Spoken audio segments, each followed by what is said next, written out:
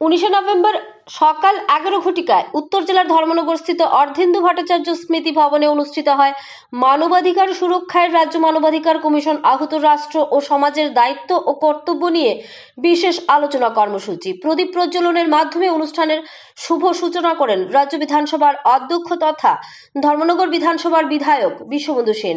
সভাপতিত্ব করেন ধর্মনগর পুর পরিষদের চেয়ারপারসন মিতালি রানী দাস সেন। তৎসঙ্গে উপস্থিত ছিলেন ত্রিপুরা মানবাধিকার কমিশনের চেয়ারপারসন স্বপন চন্দ্র দাস, ধর্মনগর পুর পরিষদের ভাইস চেয়ারপারসন মঞ্জুনাথ, ত্রিপুরা মানবাধিকার কমিশনের সদস্য উদিত চৌধুরী ও বিমল কান্তি রায়, ত্রিপুরা মানবাধিকার কমিশনের সচিব রতন বিশ্বাস, মানবাধিকার কমিশনের ডেপুটি পুলিশ সুপার লালহিম মুসলুম সহ অনুষ্ঠানের আহ্বায়ক তথা ত্রিপুরা মানবাধিকার কমিশনের OS অসীম কুমার দত্ত। অনুষ্ঠানে মঞ্চে উপবিষ্ট অতিথিরা সহ বিজ্ঞজনেরা রাষ্ট্র ও সমাজের দায়িত্ব ও কর্তব্য পালনে যুগান্তকারী আলোচনা সহ পরামর্শ প্রদান করেন। পাশাপাশি ত্রিপুরা মানবাধিকার কমিশন কর্তৃক সকল অংশের জনগণের সুবিধার্থে যে কোনো ধরনের সমস্যা সমাধানের বিষয়ে সুপরামর্শ নিয়ে সঠিক পদক্ষেপ গ্রহণের আহ্বান জানানো হয় উপস্থিত অগণিত শ্রোতাদের উদ্দেশ্যে। এতে করে রাজ্য মানবাধিকার কমিশন আগামী দিনে আরও এগিয়ে যাওয়া সহ নিজেদের আধিপত্য বিস্তারে বিশেষ ভূমিকা নিতে সক্ষম হওয়ার আশা ব্যক্ত করে এক দিবসীয় আলোচনামূলক কর্মশালার সমাপ্তি ঘোষণা করা হয়।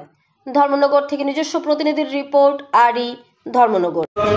আমার কাছে নতুন কোনো জায়গা না। আমি এর আগেও ধর্মনগরে ছিলাম এবং আমি মাঝে মাঝে আপনাদের সবার সামনে এসেছি। ওই সময় আমি ডিস্ট্রিক্টার হিসেবে আপনাদের কাছে এসেছি। আমি লিগ্যাল সার্ভিস অথরিটির পক্ষ থেকে, ডিস্ট্রিক্ট লিগ্যাল সার্ভিস অথরিটির পক্ষ থেকে অনেকগুলি প্রোগ্রামও করেছি এখানে।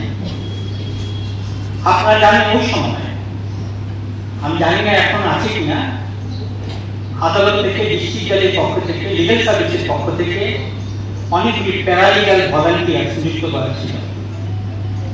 তাদের যে মূল লক্ষ্য ছিল যে আপনাদের বাড়ি বাড়ি গিয়ে প্রত্যেকের যে সমস্যা আছে সেগুলি তুলে নিয়ে এই সমস্যা আমাদের কাছে পেশ করা, আমরা তাদের কি কি ডিমান্ড আছে সেগুলি পর্যালোচনা করে আমরা সেগুলি বিভিন্ন কর্তৃপক্ষের কাছে আমরা পাঠিয়ে দিতাম, যাতে ওদের ন্যায্য অধিকারটুকু ওরা আদায় করে নিতে পারে। মানবাধিকার কি এবং কেন?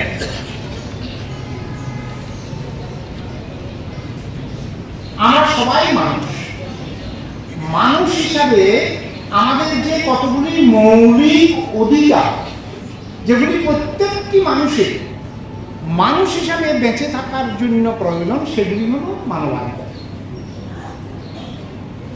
4টা অধিকারকে মানবাধিকার হিসাবে স্বীকৃতি দিয়েছে আইন। Protection of human rights act 1993 এই যে ডেফিনিশন আছে মানবাধিকারের, সেখানে 4টা অধিকারের কথা বলা হয়েছে।